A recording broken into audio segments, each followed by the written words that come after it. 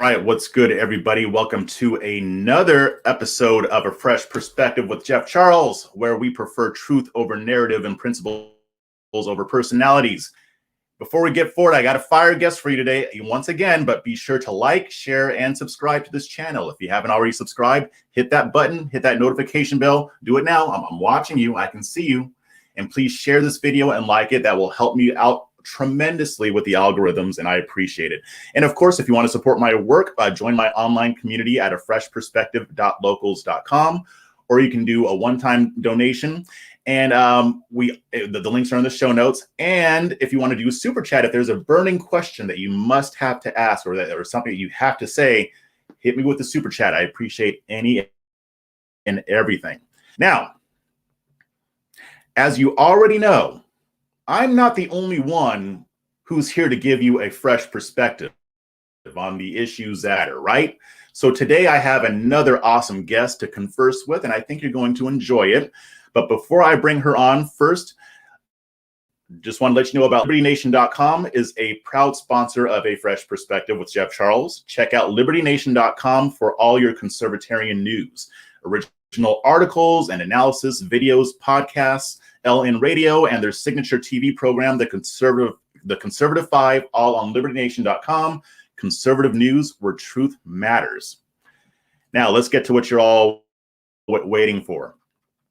She hails from Jacksonville, Florida. She recently got all kinds of famous when she confronted her school board about the woke theology and the critical race theory that they were teaching in their schools. I give you Miss Quisha King. How are you doing today, Miss Quisha? I'm good. Hi, Jeff. Thank you so much for having me. It's good to be with you. Awesome. How are awesome. you? I'm doing wonderful. I'm doing great. Nice and busy. Now, Good. Before we get into this, I have something to address really quick. And this is the first time anything like this has ever come up. If you're going to leave comments, we want this to be a free-flowing conversation. We don't have to agree on everything, but I will say you will treat my guests with respect. I already saw a comment in there that was already insulting to my guest, and this goes for anybody I have on my show. If you want to disagree with them, if you want to attack their ideas, fine. If you even think their ideas are nutty, you can say that. But personal attacks, lies, and general stupidity is going to get your ass blocked. I don't block liberally, but people who detract from the conversation don't deserve to be a part of it. I want an intelligent argument with intelligent people with an intelligent audience. And name calling is a sign of stupidity, frankly. So you have been warned. And first, before we get into this, this person said something about you having a white husband and not having good hair and all other kinds of stupid crap. I might just block this guy just for that stupidity. But tell us about your white husband. Tell me about my white husband. It's so crazy because somebody on Twitter is like, oh, now I get it. Now I understand she's got this white husband. And I'm just like, who? Where is he? I don't know. I am not married. I'm actually divorced, unfortunately. And I don't know, with my hair, it's my natural hair. I don't know. Sometimes, you get it all. If you wear like a wig or whatever, then people come for you. If you wear your natural hair, I guess people don't like that either. At this point, I don't care. It is what it is. But okay. Well, conservative men who have the bad hair, the bad hairline, though. So there is some validity to that. Okay. I already got a question. Aaron the Human, is simping worthy of banning? Asking for a friend. You know what? I will allow some simping. You can simp over Quisha or any other guest all you want, Aaron. You have my full permission. I'm not even like fully versed on simping, so I'm gonna stay out of that one. That's okay. That's perfectly fine. So want to get started here. We're going to talk about, critical race theory. We're going to talk about your experience and the experience of your kids and, what led up to the whole school board thing. But first, let's start with you. Tell us a little bit about yourself. Who is Quisha King? Well, so I'm from the South and from the North. So I say I'm like half and half. I moved to Connecticut from Florida when I was 13, lived in New York for a little bit, lived in Miami. So I've just, I've been in big cities but I wanted to, settle down in a little town like Jacksonville. And just going through everything, I my youngest daughter is a special needs child. So that was kind of like my first contention with the public school system, because it was a lot to get her into a school that that really catered to her needs. And she just, once she was in there, she just flourished and has grown so much. But that was kind of like my first interaction with the public school system. And it was not a good experience.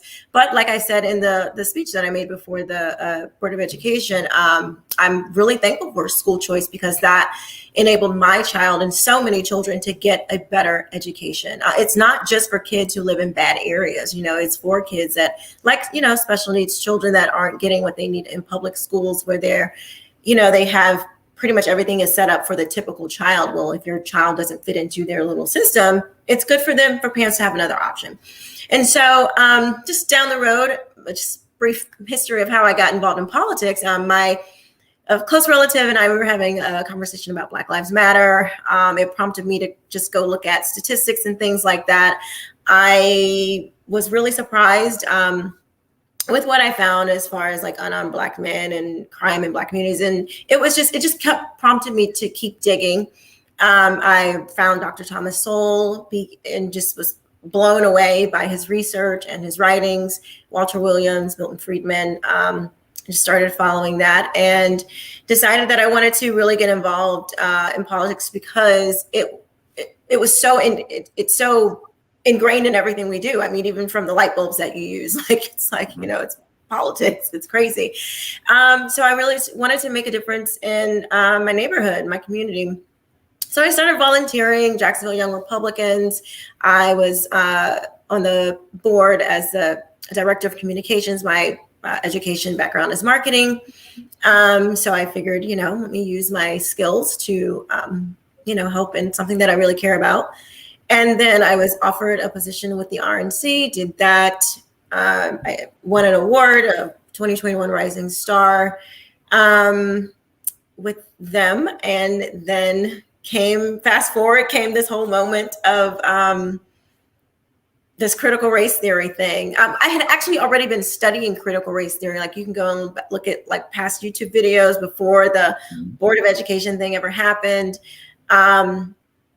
And it just really led me to get a deeper understanding of not just the public school system, but more of the Marxist underlinings that were already well woven into just our system as a whole.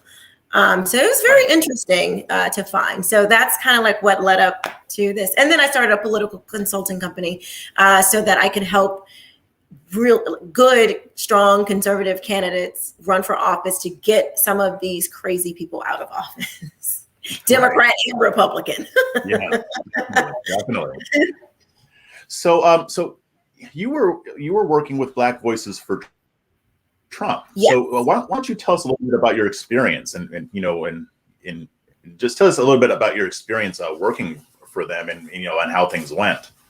So working with Black Voices for Trump, so it was a effort under the RNC. And what it did was President Trump wanted to put different community centers in neighborhoods that, where there was some promise of getting more Black, not just Black votes, but there was Asians for Trump, there was women for Trump, there were all types of things. Right. And so I think the idea was fantastic. I think it was long overdue for the Republican Party to re-engage Black community in particular, because there have been, probably 5 decades of no engagement. And, this is known, we're aware of what the lack of effort that the Republican Party had put into Black neighborhoods in particular. And I think the effort was good, but as with anything that's just starting, you're going to have your kinks and you're going to have your things that you're going to, try to work out. So I'm hoping to see a better rollout when they continue these centers and stuff, because they do plan on having more centers, which I think is great. They just need some guidance, just some guidance with making sure that it's as successful as it can be. But it was overall a really good experience. We did really well here in Jacksonville, converting most Black Democrats to Republican for that cycle. So I'm proud of the work that we did. Good. And you also are the, make sure I get the name right. You're also the co-chair of the Northeast Florida Moms for Liberty chapter. Yes. Can you tell us a little bit about Moms for Liberty? Sure. So Moms for Liberty was started by Tina Descovich and Tiffany Justice. They were one is a former school board member. I think just one of them. I could be wrong. Please forgive me, Tiffany, if you are. But they, saw a lot of the issues with their school board, saw a lot of the issues with their own school systems in South Florida, Brevard County. And so they wanted to do something about it. They created Moms for Liberty. It has really just catapulted all over the nation. And we joked that I was like strong-armed into joining the organization, because they came to visit one of our meetings that we had with our Republican Women's Club. And they asked a question, someone asked a question, what can we do? And I stood up, me and my big mouth as usual. And I was like, we have to, you got to stand up and fight for your kids. You got to get involved. You got to, I just running it down. They're like, you'd be perfect. I'm like, no, I'm not trying to join. I was just trying to help answer the question. And they were like, no, please. And I was like, I got so much on my plate right now, but I'm really happy I did. And they were like, well, why don't you maybe think about co-chairing? So I co-chair with another wonderful lady. And it's been really good.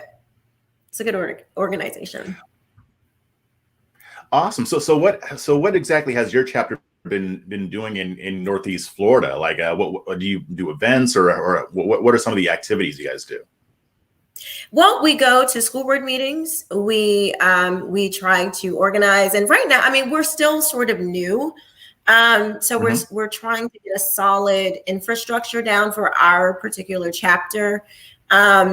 So we're still working on that, but we do go to school board meetings and try to show up and speak out so we can show the school board members and the superintendent and all of these people who are involved that we're here, we're paying attention. Because one thing that the left does really well is they show up. We have this group here, and I'm not even going to mention their name, but they are at every school board meeting, every city council meeting, and they cause a lot of issues. They are far left. They're like Black Lives Matter light, that's what they're kind of trying to be. But one thing that they do have is people who will show up, and no matter how ridiculous their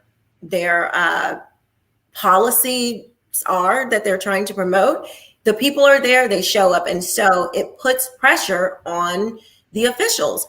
On the right, we have to do that as well. We have to do that same kind of strong force shown so that these people know we're here, we mean what we say, and we're not taking any crap when it comes to our kids. So those are the kind of things that Moms for Liberty, that's what we do. Yeah.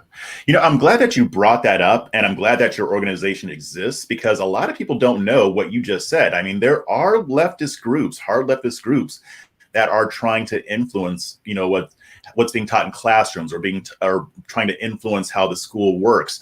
And a lot of them are injecting a lot of this wokeism, that I call it, in these schools. I wrote a piece a few weeks ago about an airline pilot. He was a pilot for American Airlines.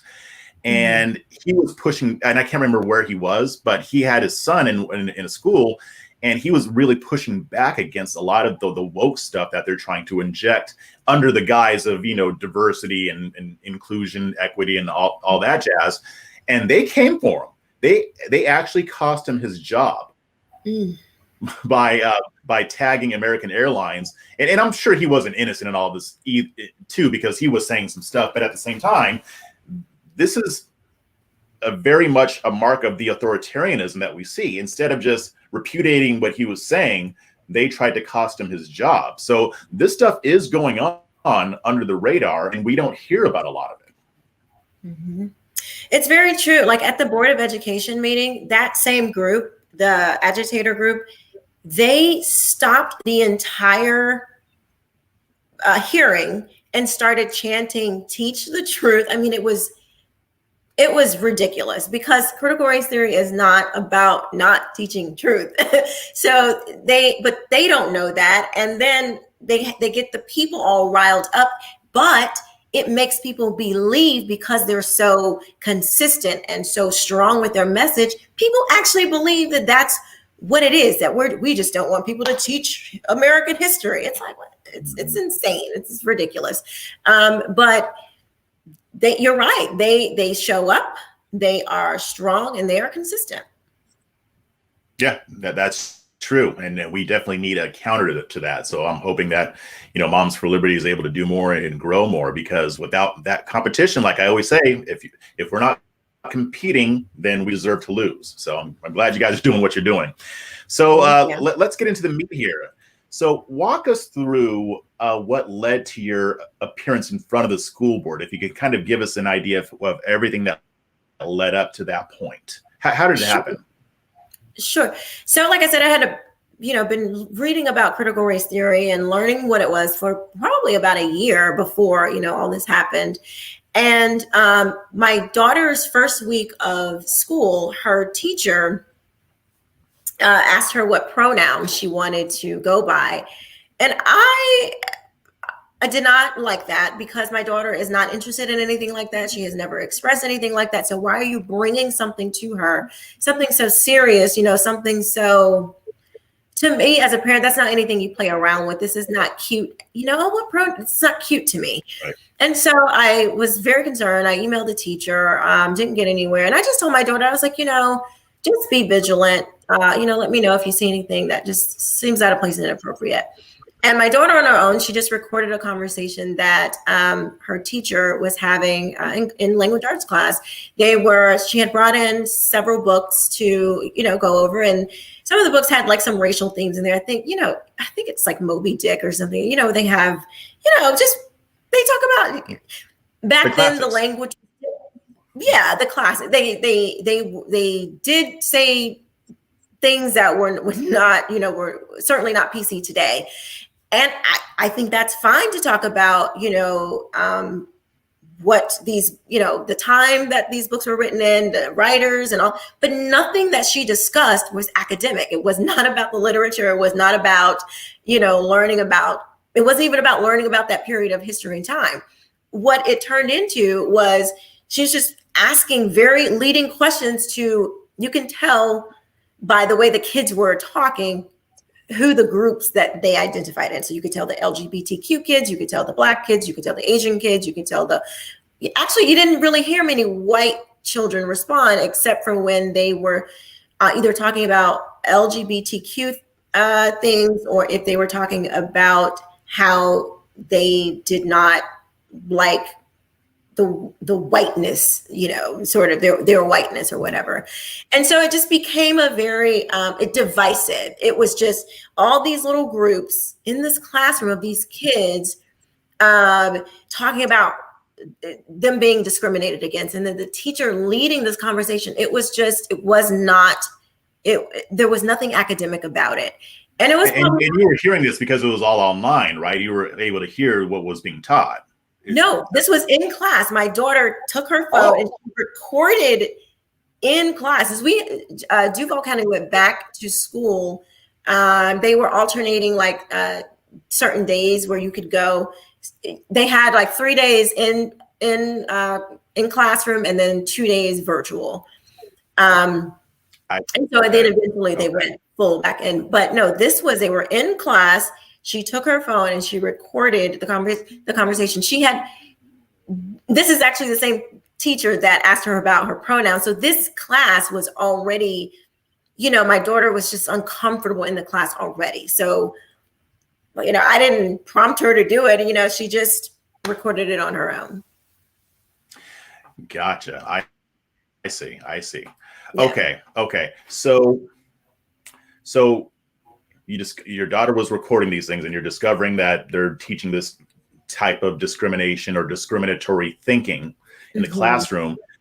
At what point was it right after you discovered this that you went to the school board meeting, or were there other things that happened between that and the meeting? Okay, so that happened, and then in Jacksonville, we were going through the school board wanted to rename schools that, like, for instance, Robert E. Lee. It's a really good school here. The name, yeah, he was a Confederate soldier. For me, telling my kid, and again, it's basically the same thing I said to the Board of Education, telling my kid that they can't learn because of a name on the outside of a building, that's not acceptable to me. So I was down at the school board talking about that. I didn't really have a dog in the fight as far as like what the school should be called. My focus was, if you want to change the name of the school, make sure you don't, you have the money to pay for it, and don't tell the children that they can't learn because of an external factor like a name on a building. And so I was fighting that fight. I didn't like the rhetoric that they were using, because when you went to these school board meetings, and then we had meetings at the actual school that I attended, and I spoke at those too, the kids were so riled up. They were speaking as if they were living in the Jim Crow South. They were speaking as if they were living under, on a Southern plantation or something as a slave. These kids, what were some of the things that they were saying? They were just like, talking directly to white folks. You're white and you don't have a right to oppress us, and you're just racist, and you just want to uphold your white supremacy. I mean, just looking at one kid in particular, he said he looked at this older white man and he goes, you're probably in your 50s, you're gonna die soon, and we're gonna be running everything. And it's like, first of all, that's an adult. Yeah, you're gonna die soon. I mean, they were. That's what you call a lack of home training. Listen, but you know what is crazy? This school is like 70% Black. This school gets $13 million in scholarship. It's actually a really good school. The Black children there are doing very well. All children there are actually doing pretty well. They're going on to do really great things.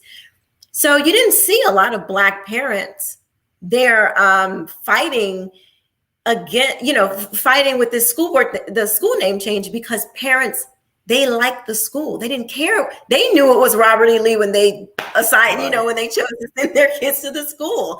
So the idea that Black people in Jacksonville were just so against, this name, it's like, no, because they send their children there every year. It's voluntary. Yeah.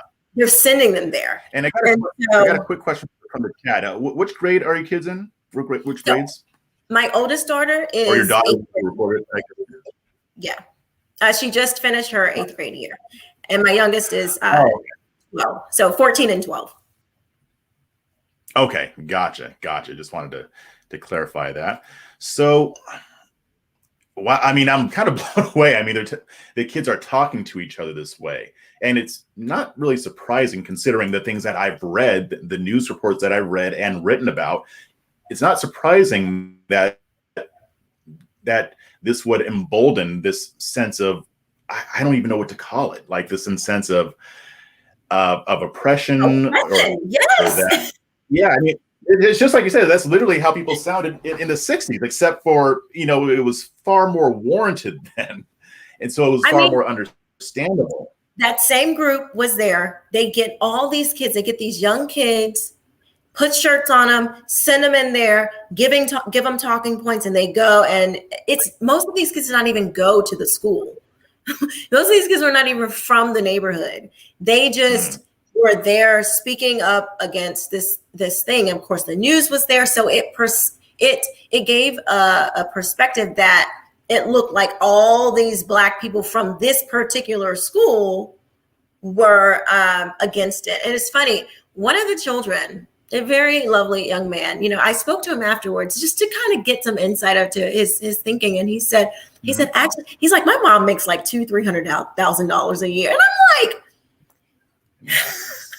do you realize like your family is about in like the whole 1%, and you are up here talking about how oppressed you are? I was like, young man, the opportunities afforded to you are endless. Like, why don't you focus on that instead of like this? They got you all riled up over nothing. So it's insane. Yeah. So here's a question. At that school board meeting, obviously you spoke. What were other parents saying? There was a mix. There were people that were in agreement with saying things like similar to what I said, and there were parents there that that thought that critical race theory was just a way to not teach real American history, which that's not it. But that was the thing. It was people who understood what it was, and then it was people who just really didn't understand what it was, and then were getting up there and talking about how we were just trying to not teach the truth of American history. So it was a mix. Gotcha. Okay, that makes sense. So here's my question about critical race theory, so we can dig into this. And any guess that I have on where this is a topic, I asked this question because everybody seems to define CRT a little bit differently or have a different understanding of it. So in your understanding, what is critical race theory based on what you've seen, observed, and read? Okay. Critical race theory. And it's not, you can't just go and look it up in the dictionary. Critical race theory is blah, blah, blah. It's not like that. So it is a set of ideas, theories that come from the Frankfurt School, critical theory, legal theory, Marxism. That's where it comes from. It's the German, Karl Marx, the German, economist, I think he was. And then Antonio Gramsci comes in, and he felt like that Marxism they didn't see the type of revolution that they wanted to see with the economic Marxism, with the proletariat and the bourgeoisie. Again, dividing the people. They needed to divide them so they could fight against each other. And we see that every day. Same thing that's happening right now. Antonio Gramsci wanted to create sort of a more way to get more into the social aspects, get Marxism into the social aspects. So he called it was cultural Marxism. Fast forward to the 80s when it makes its way over to the United States. I'm sure long before that, but Kimberly Crenshaw from UCLA, Derek Bell, Richard Delgado. These are some of the early writers of the American critical race theory. There's basically 4 tenets. I hear some people say 5. I still keep it to 4 because this was the original work. The first one being that America is intrinsically racist. Racism is ingrained to the core. There's nothing you can do about it. You can't remove it from society. The second one is the convergence theory, which is that if anything that white folks do in America, if it's for equality, if it's for anything that is to promote that more perfect union and reaching a better, more equal society, if they are white, they are only doing this to uplift white supremacy. Basically, it's saying that white people are intrinsically racist as well. There's nothing you can do to remove that from them either, because everything that they do is just done simply to uplift white supremacy. The third one is the anti-liberalism, which is not like liberal and conservative, but more the liberalism of equality. They are against that idea. They don't believe that is a viable way that society can go. And then the fourth one is narrative and storytelling. meaning you can't use data, statistics, critical thinking, because those are just remnants of white supremacy thinking. You have to use storytelling, individual storytelling. You have to uplift Black voices. You have to, listen to Black thinkers. And that's truly, in their opinion, that's truly the only way you can address racism. It's truly the only way that you can really understand racism. So basically, if you are not Black, you have to sit down in a corner and just listen to what Black folks say. So those are the four main tenets of critical race theory. So it's not one definition, it's several different pieces that make this thing. Sure. Okay. Yeah. And I'm going to address something that somebody said in the chat. But before I do that, just going to remind you to don't forget to head on over to libertynation.com, a proud sponsor of A Fresh Perspective with Jeff Charles. You can sign up for the daily briefing or subscribe to the member zone. Or you can just check out the latest cutting edge conservative news and analysis with none of the spin and all of the nuance. Check out new and original material on libertynation.com, conservative news where truth matters. Now, what you just said, I've read. And I've read the books written by critical race theorists. Haven't read them all yet. I'm still working on it. But even in the introduction to critical race theory, they outline everything that you just said. So I wanted to set that up so I can put this up here. So somebody's saying, host, you should push back against this. This isn't the truth. So I don't know if this person is a leftist or what have you, but I can't really do anything with what you just said, bro. You did not give an intelligent argument. You didn't say anything. You just said it's not the truth. Explain how it's not the truth, and then we can respond to it. But you're not going to be able to do that because I know that the four things that she just listed off are in the book that they wrote. Okay, now. I'm just saying, like, I'm sorry. Now, I was going to say, I get on the right because a lot of them don't even know what critical race theory is, and they're pushing back against it. So when progressives say that they don't know what it is, there's some truth to that. However, there are a lot of people on the left who don't know what it is either.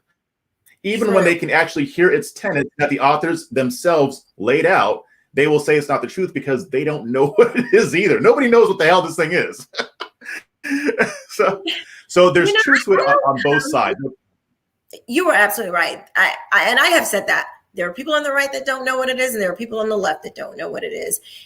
Yep. I don't come from a background of just, getting on, talking about stuff that I have no clue about. I would not get going anywhere and talk about something that I didn't know about.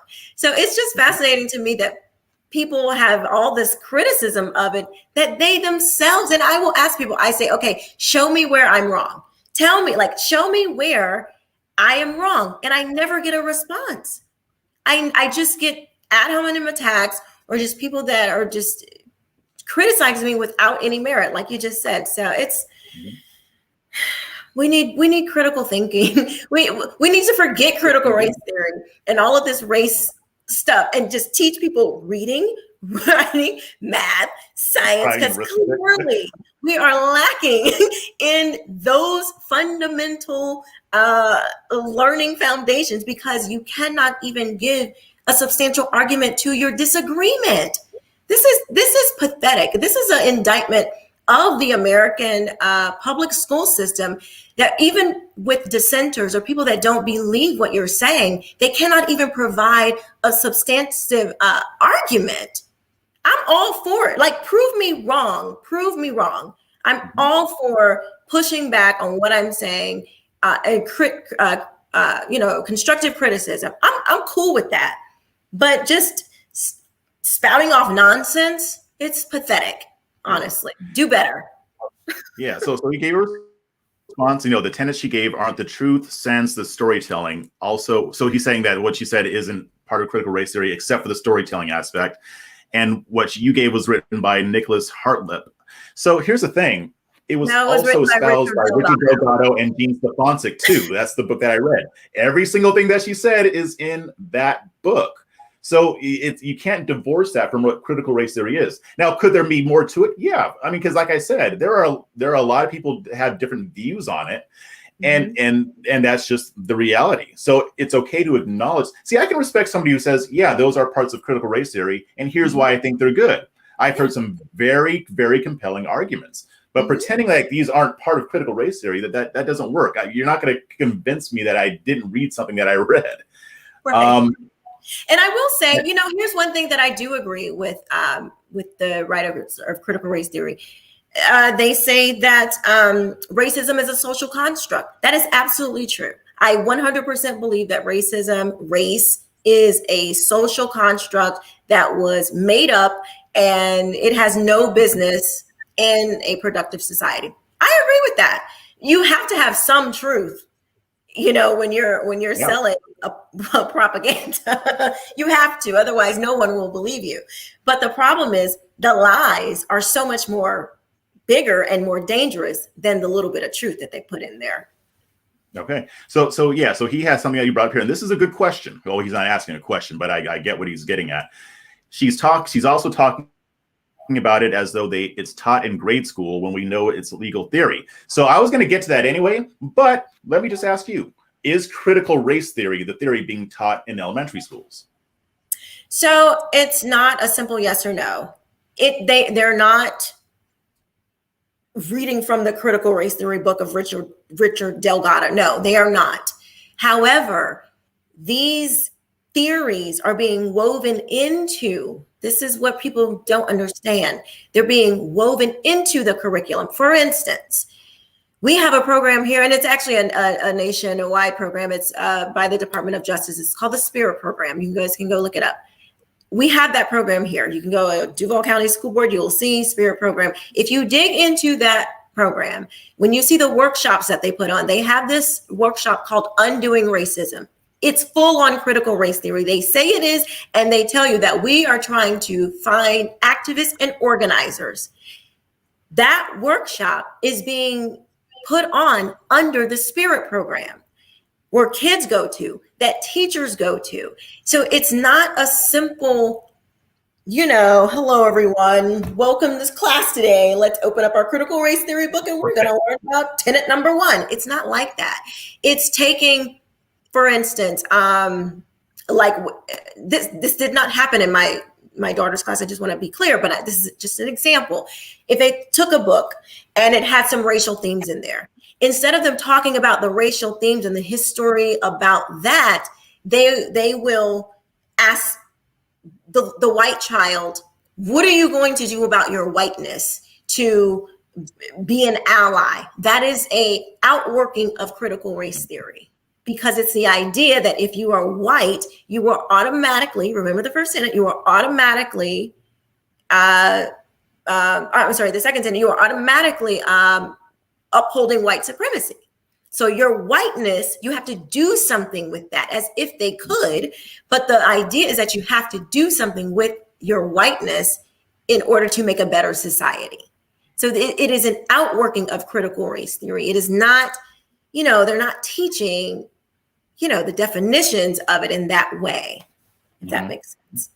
No, that makes perfect sense. That's always been my position as well. I mean, because some of the stuff that I'm seeing coming up when I'm reading about critical race theory, I'm like, I don't see that being taught, at least not in what I've read so far.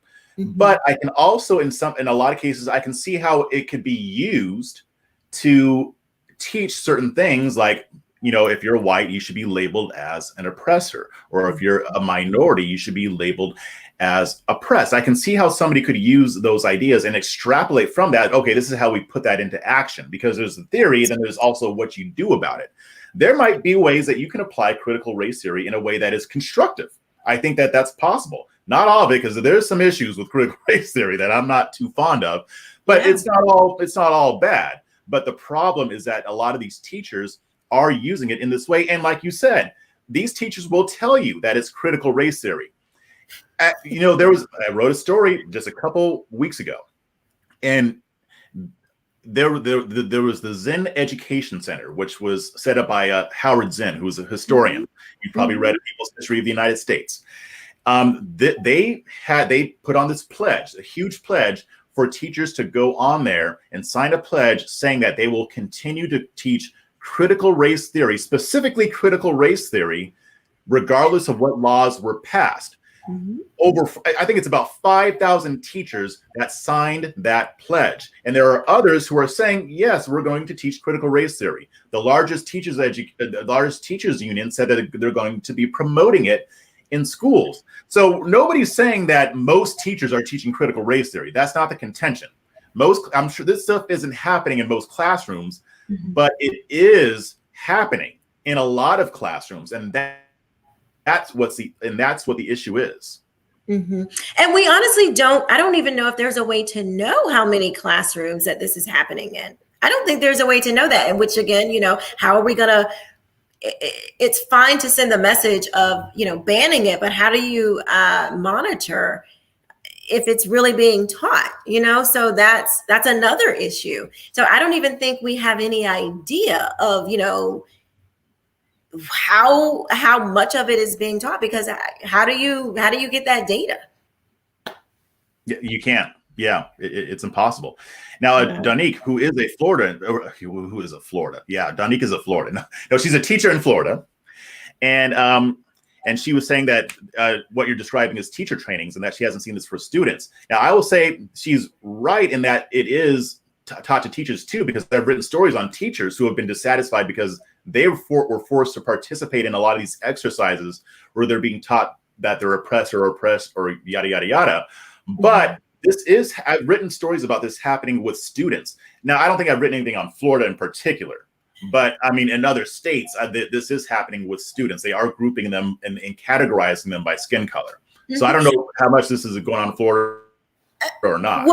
Well, okay. So two things. So we had we had an assembly, and you guys can go. It was in the news. The school was Douglas Anderson.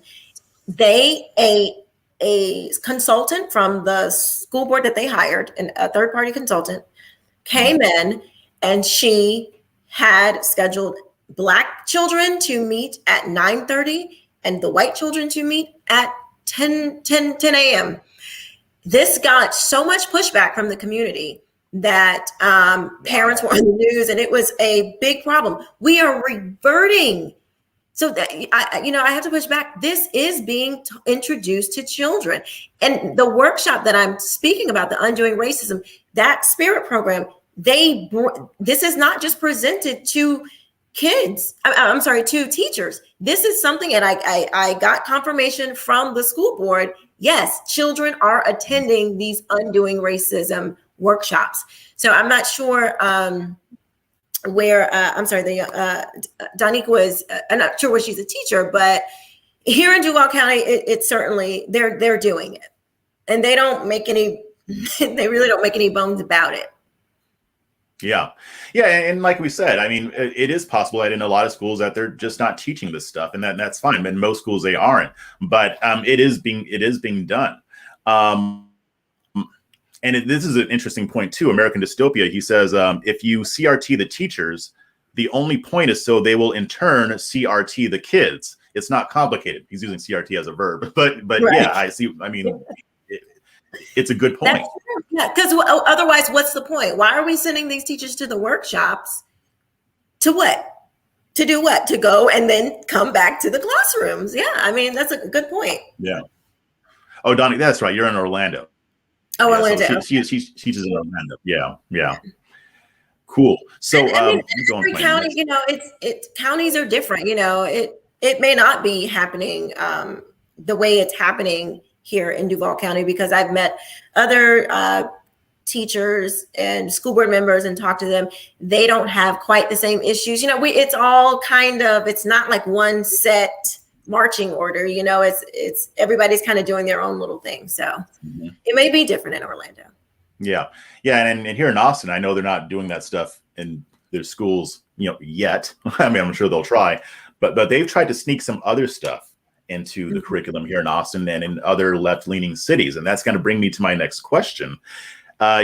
You wrote a guest op-ed for Red State, and you outlined one of probably several reasons why critical race theory and woke theology has been able to be kind of injected into education. So can you give us a rundown on what you brought up in that article? Yeah. So can I give a little bit of more of the backstory to that, or do you want me? No, you go ahead. Go ahead. Okay. So there's been this man going around. His name is Kevin Samuels, and he's been talking about sort of Oh, more traditional. I know. But I know. But I have a point. there there has been a lot of men standing up for traditional values. And so I was just listening to some of his yeah. content, and it got me to thinking, like, with all of these homes being led by single parents, me being a single mother right now myself, I'm like, I just started thinking about, when do you have the time to vet school board candidates, to make sure you're getting the homework done with your children, to know what's going on in your community as far as the laws being passed, and officials that are being elected, all of these things. I mean, you're trying to you might be going back to school yourself, or you work a full-time job. You have all of these things, and you're trying to handle all of this as a single parent. And it just made me think, like, if we were back to getting the structure of the nuclear family back together, we probably could have been a lot more vigilant in paying attention to when critical race theory, woke theology, all of these types of things were coming into our being presented to our children, because you're not carrying the load by yourself. And so it just made me think about the way society has gone, as far as the family not being in the nuclear family not being intact, having a father and a mother there to make sure things are balanced out, and your home can run a lot smoother. It's hard for two-parent homes to try to keep up with all of the stuff that's being coming at you all the time, let alone a single parent. So yeah, I mean, I was just thinking about that, and I thought, there's so much being thrown at our kids. This is like the worst time for us to be single parents. You know what I mean? Because there's so much. You need that other parent there to help balance and combat these crazy ideas that are being pushed onto our kids. Yeah. And one of the reasons why I think that what you're saying is true, that why this is a contributor, is because one of the reasons why this whole debate exploded is because of the pandemic, and parents were forced to stay at home with their children. They were able to hear these lessons being taught on Zoom. They were very much more involved. Two parents and single parent households were learning more about it. If that hadn't happened, it would have been a lot easier for them to continue injecting this stuff. And like you said, it's hard for even two parents to keep up with it. I can attest to that. And even so if it's a single parent, that is going to make it harder to be privy to everything that your child is being taught. So I do think that is one of the reasons. And it's unavoidable. I thought it was an interesting perspective. Here's another chat from our friend Soul, and this is I like this point. He says teachers learn everything. If a teacher learns about communism, are they suddenly a communist? That's silly and small thinking.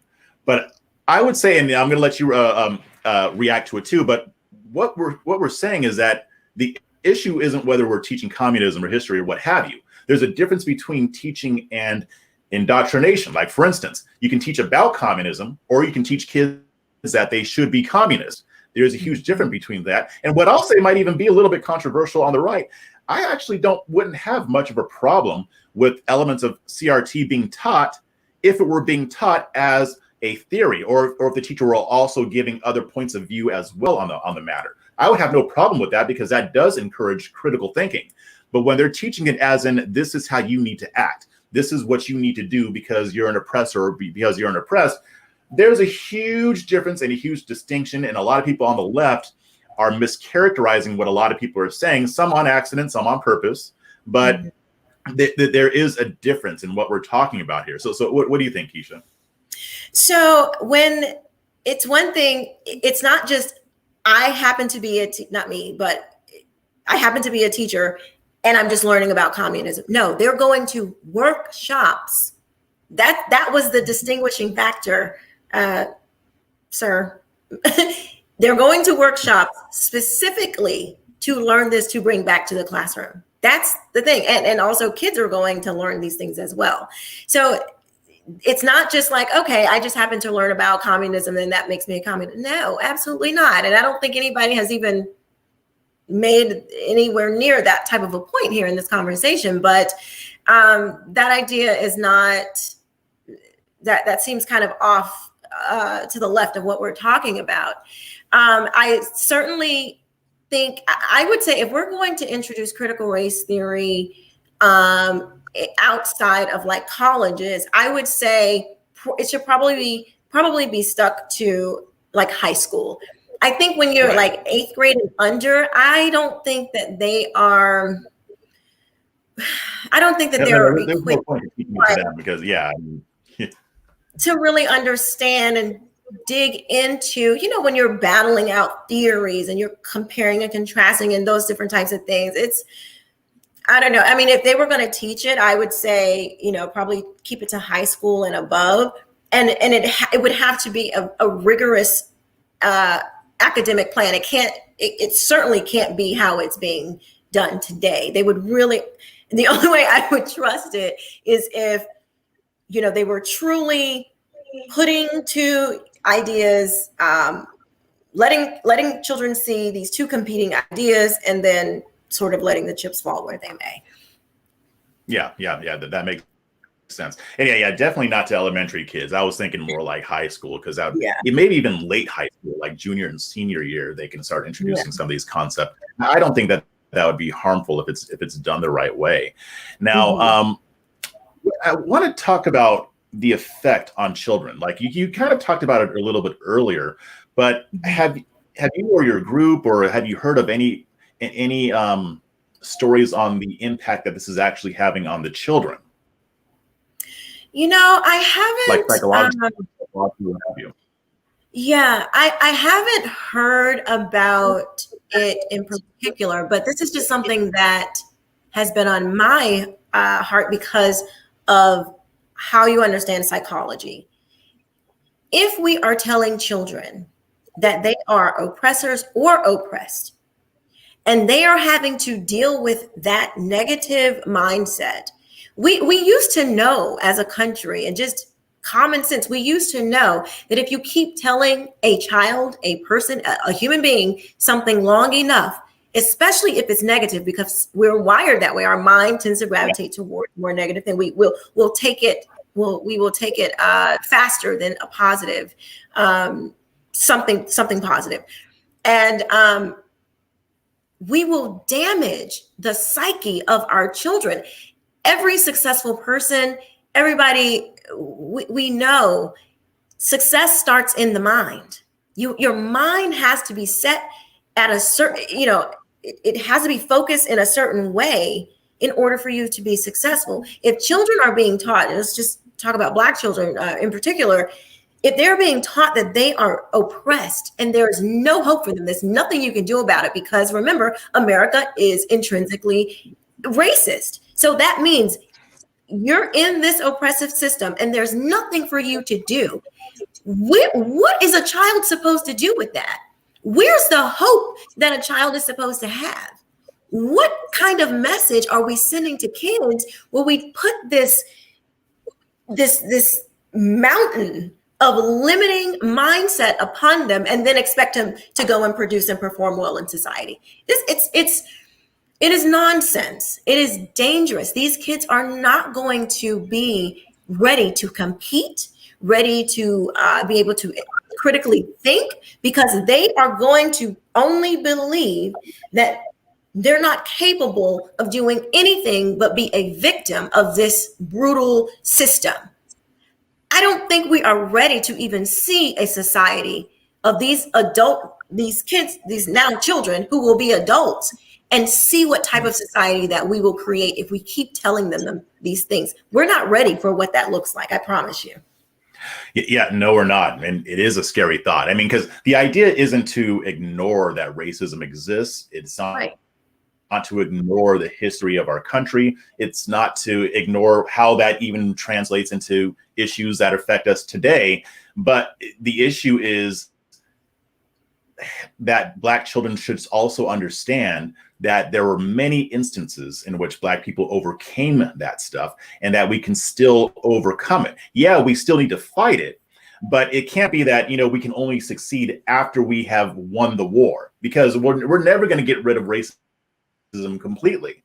Right. So it would be more productive to show Black children and even Black adults how to show them that we can succeed despite what's going on. I mean, we've had Black Wall Streets. I mean, we've had successes.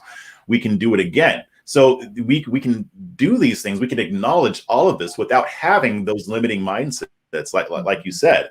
And that's what's unfortunate, because a lot of usually when they teach Black history, they're teaching about us getting our asses kicked, but they're not talking about what we conquered. They're not talking about what we overcame. And I think, and here's my tinfoil hat, I do think a lot of that is on purpose, because they want us to dwell on the negative rather than knowing the whole story. Mm-hmm. What do you think? Okay. So the media, we know that if it bleeds, it leads. That has been the media's mantra for, inception. We know that negativity drives advertising, it drives budgets, it drives everything. So what do you need? You need more negativity to get more eyeballs to get the attention that you need to satisfy your advertisers. Okay. This is not, the media is not concerned with Black folks. Okay. They're not playing George Floyd on loop because they're just so heartbroken. They are not. They are doing it because if it bleeds, it leads. So that's number one. The audacity for these politicians, media people, all of them, to purport that Black people, all we've ever done was be a slave, struggle through Jim Crow, redlining, Black codes, and all that stuff. That's all we've got. Do people know the phenomenal history of Black Americans? Do you know we didn't have an army? I'm sorry, I feel like the preacher in me is coming out. We didn't have an army. Preach it.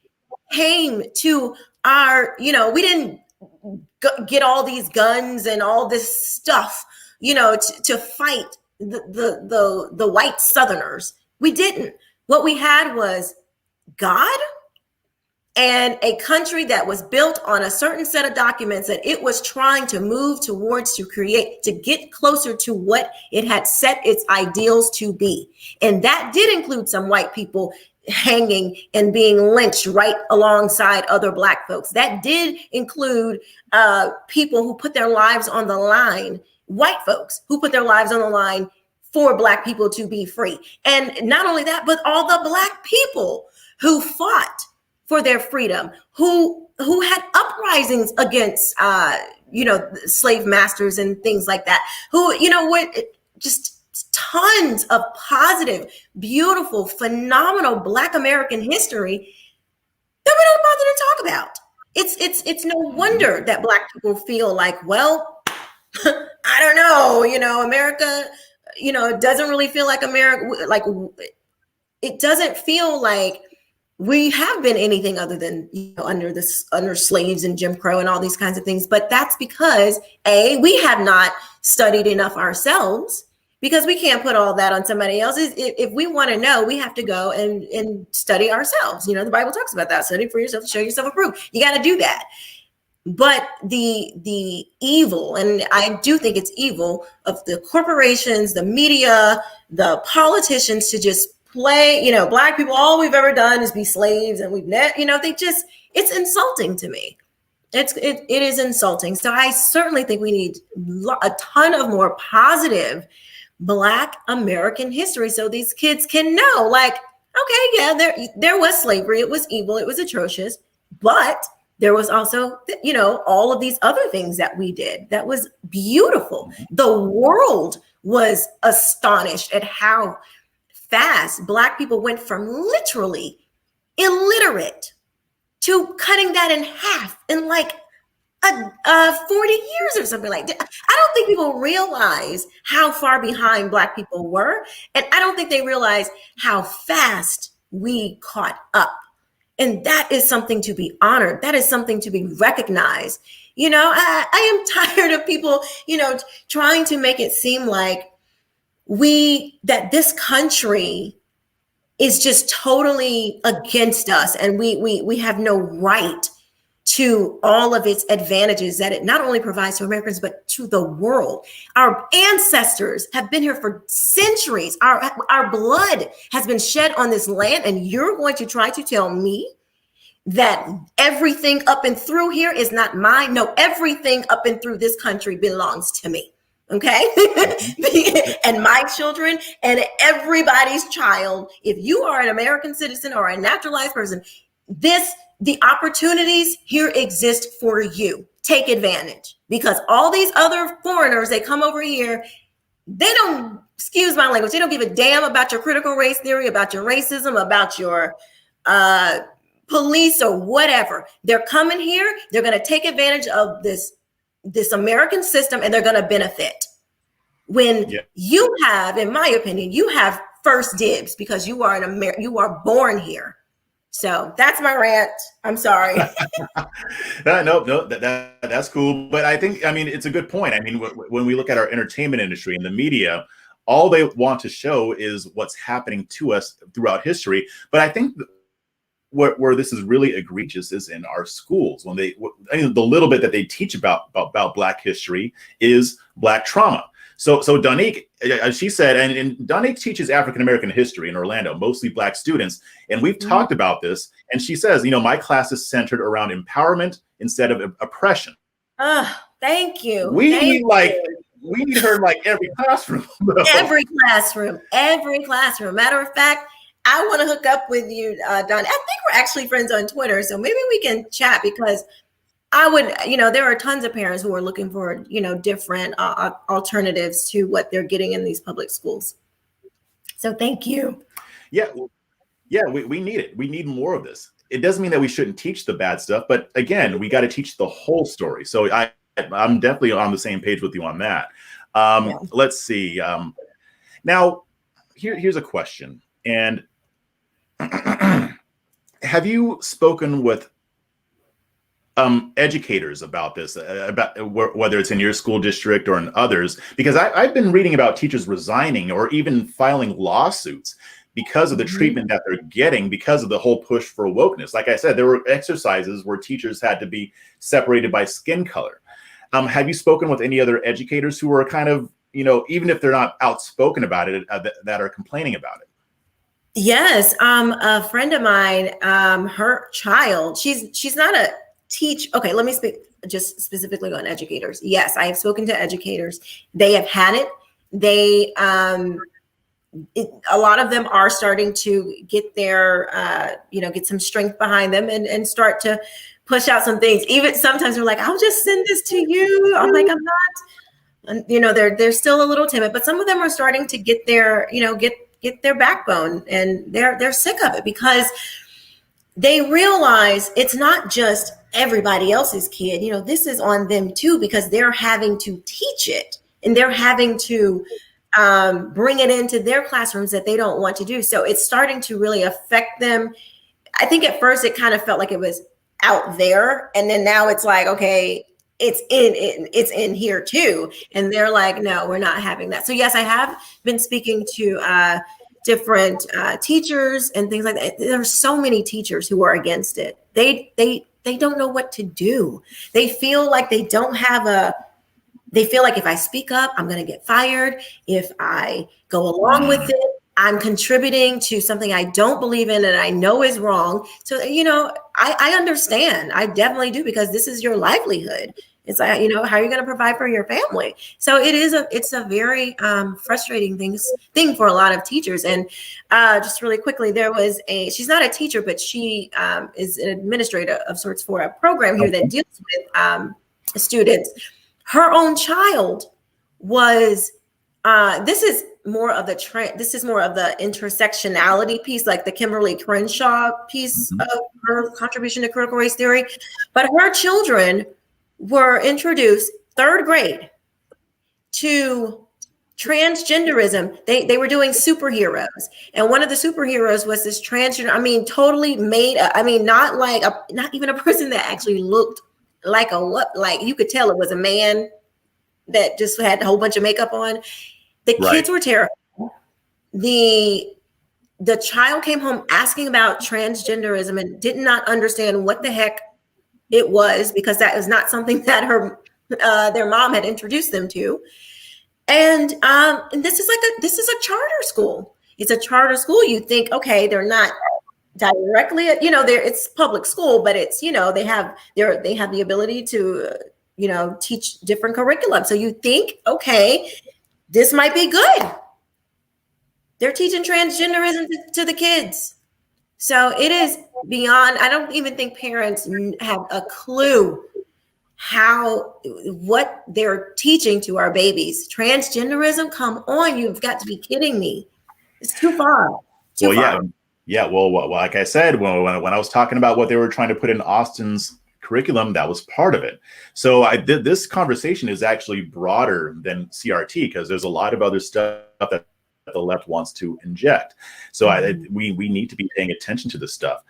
Here's another comment from the same guy. Does she understand that the history she's talking about is being labeled CRT? And he also brought up the point that this is like what you just talked about is what Republicans supposedly want to eliminate. Now, here's where the misconception. Now, some of this is misconceptions on the left. Some of it are just straight out lies.